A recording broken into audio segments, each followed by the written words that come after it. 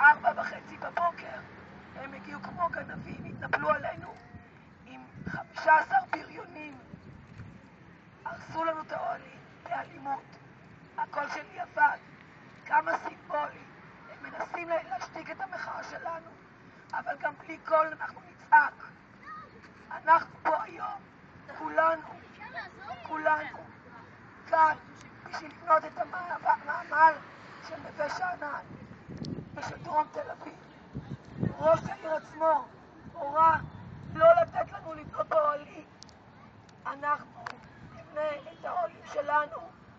לא ייתכן שזכות המחאה תהיה אך ורק בשדרות רוטשילד פה בעיר תל אביב.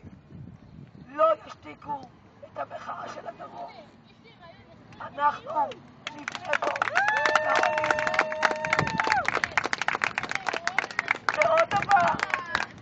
ועוד דבר, אתמול בלילה כשהפקחים באו הם אמרו שהם מפרקים לנו את האוהלים כי אנחנו הפרנו את ההסכם.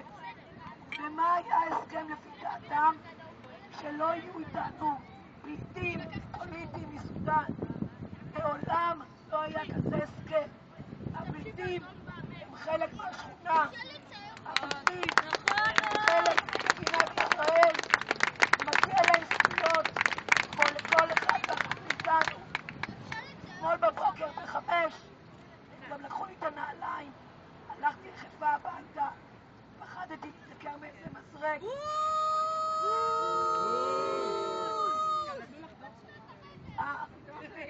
בדרך ראיתי פה עשרות פליטים, ללא קורת גג, יושבים על המדרכה. לא יעלה על הדעת שמדברים על דיור בר השגה, לדבר רק על המעמד הבינוני.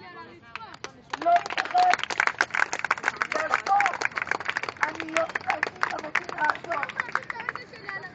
ולא רק יהודי, גם פליטים, גם פלסטינים, מזרחים מהשכונות.